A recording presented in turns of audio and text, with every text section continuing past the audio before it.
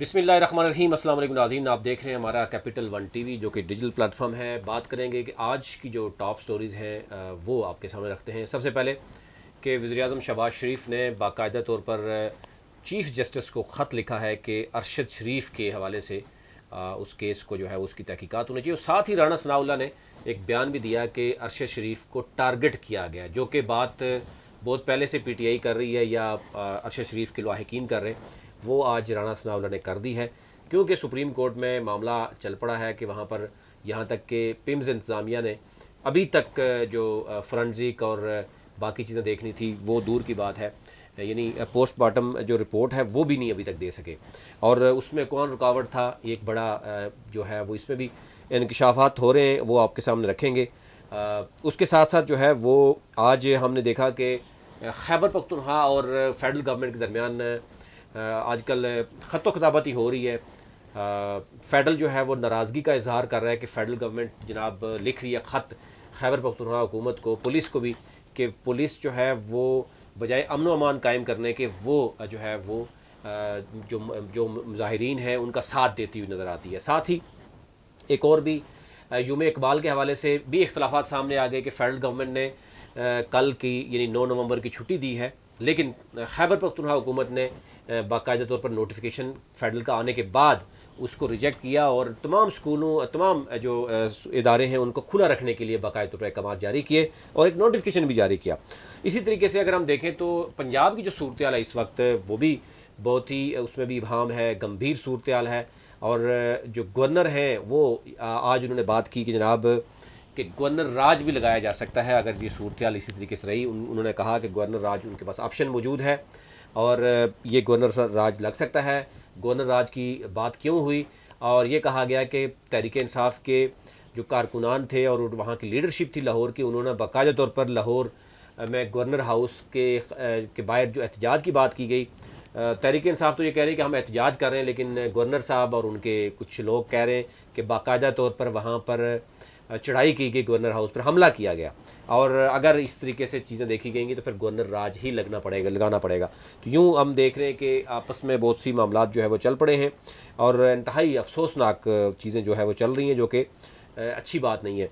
इसी तरह अमन अमान की सूरत हाल के हवाले से जो है वो वज़ारत दाखिला का खैबर पख्तूनख्वा का ख़त लिख दिया गया है कि जनाब सूरत हाल पर काबू पाने की कोशिश करने के बावजूद कि बजाय तमाशाई का किरदार अदा कर रही है खैबर पख्तूनख्वा की पुलिस। और क्योंकि तहरीक इंसाफ ने जो ऐलान कर रखा था उसमें 4 अहम एरियाज़ थे जो इस्लामाबाद को बंद करने का उनका प्लान। नंबर 1 उन्होंने कहा जी कि हम एक फैज़ाबाद, जहाँ पर रावलपिंडी इस्लामाबाद के शहरियों ने एहतजाज किया, आपने देखा होगा अभी भी शमशाबाद रोड जो है वो कल से बंद रही और वो दोनों अतराफ़ से बंद रही। और उसके बाद बाकी एरियाज़ ज़ाहिर है वहाँ पर स्कूलों में छुट्टी दे दी गई, कल भी परेशानी रही, आज भी काफ़ी हद तक बिज़नेस कम्युनिटी नाराज़ नज़र आई और कल आने वाले वो भी छुट्टी दे दी गई है।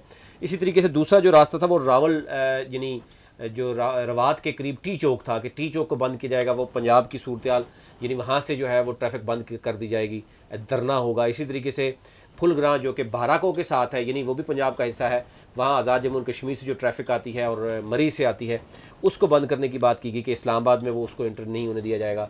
इसी तरीके से संजानी जो है वो केपीके से आपने देखा जब एंट्री होती है इस्लामाबाद की जानिब तो वहाँ पर ये जो है वो देखा गया। कुछ हद तक ये मोटरवे भी कुछ देर तक बंद रही, लेकिन उसको खोलने में गवर्नमेंट जो है वो कामयाब रही। लेकिन ओवरऑल एक जो सूरत हाल है वो इंतहाई जो है वो इस वक्त परेशान कुन है।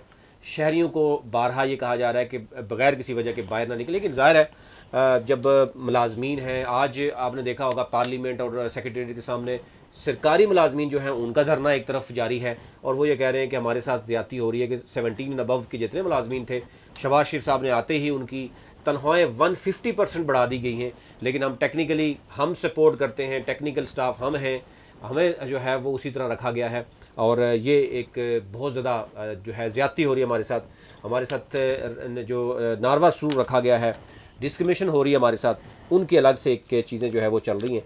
अब इसी तरीके से फेडरल गवर्नमेंट ने केपीके गवर्नमेंट को जो लेटर लिखा है उसमें केपीके गवर्नमेंट उसमें ज़ाहिर है हम देख रहे हैं कि ये कहा जा रहा है कि फैज़ाबाद से इस्लामाबाद की पुलिस फैज़ाबाद के यानी पिंडी की हदूद में दाखिल होने के बाद जो फायरिंग करती है या आंसू गैस फेंकती है। इस पर हम देख रहे हैं कि पंजाब पुलिस जो है वो शिकायत करती हुई नज़र आती है या पंजाब गवर्नमेंट शिकायत करती हुई नज़र आती है। यही सूरत KPK पुलिस में भी है। तो ये अगर इस तरीके से मामला चलता रहा और फोर्सेस आमने सामने हुई, क्योंकि ये बड़ा ख़दशा ज़ाहिर किया जा रहा है कि पंजाब ज़ाहिर एक सबसे बड़ा सूबा है, 12 करोड़ आवाम का सूबा है, उसकी पुलिस भी ज़ाहिर है इस कदर बड़ी पुलिस है, फिर पब्लिक है। इसी तरह KPK जो है, और साथ ही हम आज़ाद जम्मू कश्मीर की बात करें, KPK की बात करें, तो ये चारों जो एरियाज़ हैं वो बिल्कुल क्लियर है कि वो इस्लामाबाद के साथ उनका जो रिकबा है वो मौजूद है। और अगर वो चाहें तो जिस तरीके से धमकियाँ दी जा रही हैं कि जनाब हम इस्लामाबाद को बंद कर सकते हैं, चढ़ाई कर सकते हैं, तो ये कोई अच्छी बात नहीं है। लेकिन राना सनाउल्लाह साहब की तरफ से जो रिमार्क्स दी जा रहे हैं वो भी एक इंटीरियर मिनिस्टर को इस तरह की बात करना ज़ेब नहीं देती कि आप एक तरफ गवर्नमेंट को चाहिए कि चीज़ों को मामलात को ठंडा करे, बजाय इसके कि वो एक तो आज उन्होंने ये बयान दिया कि अरशद शरीफ को टारगेट किया गया। ये वो मौक़िफ़ था जो पहले से चल रहा था कि अरशद शरीफ की हादसाती मौत नहीं है जो बताई जा रही है, बिल्कुल उसको टारगेट किया गया। और टारगेट किसने किया, यही चीज़ें सब जानना चाह रहे हैं। ज़ाहिर इल्ज़ामात तो बहुत से इदारों पर लगाए जा रहे हैं, बजाय उस तरफ आने के। राना सनाउल्लाह साहब अगर ये गुफ्तगू करेंगे, और दूसरी तरफ उन्होंने कहा जी कि पंजाब गवर्नमेंट से एक जो है FIR दर्ज नहीं करवाई जा सकी। यानी आप इसी से अंदाज़ा कर सकते हैं कि पंजाब गवर्नमेंट या PTI जो चाहती थी FIR, उसमें वो राना सनाउल्लाह का नाम है, उसमें शहबाज शरीफ का नाम है, उसमें एक आर्मी ऑफिसर का नाम है। तो क्या शहबाज हमजा यानी ये इंटीरियर मिनिस्टर ये चाहते थे कि उनके खिलाफ FIR दर्ज हो? आज उनका बयान अजीब व गरीब बयान है, और उसमें इवन पीपल्स पार्टी के कुछ लोग तनकीद कर रहे हैं कि ये एक तरफ तो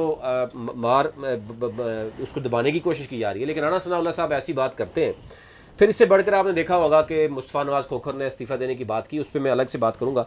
लेकिन बात बहुत इस वक्त संगीन जो हम देख रहे हैं कि मामलात हैं चारों सूबों के दरमियान, जो जिस तरीके से ताल्लुकात मौजूद हैं, फिर आवाम के अंदर जो कुछ हो रहा है, और इदारे जो है बजाय काम करने के पूरे मफलूज होकर रह गया। आज इस्लामाबाद में गुज़िश्ता कल, आज और आने वाले 2-3 दिन कहा जा रहा है कि बिल्कुल भी आवाम की कोई बात नहीं सुनी जा रही। दफातर बिल्कुल बंद हैं, क्योंकि सरकारी मुलाजमीन तमाम के तमाम एहतजाज कर रहे हैं।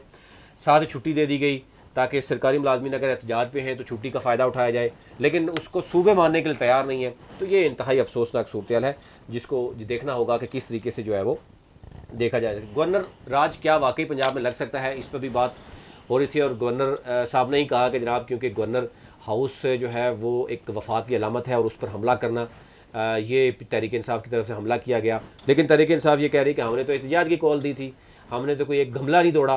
तो ये इस तरह की जो सियासी इख्तलाफात हैं वो इस कदर आगे तक पहुँच चुकी हैं कि मामलात गड़बड़ की तरफ जा रहे हैं। इसके साथ साथ जो पंजाब हुकूमत ने आज ऐलान किया है कि गुजरांवाला में स्पेशल जो इंसदाद दहशत गर्दी की खुसूसी अदालत लगाई जाएगी, और 5 रुकनी GIT भी तश्कील दे दी गई है।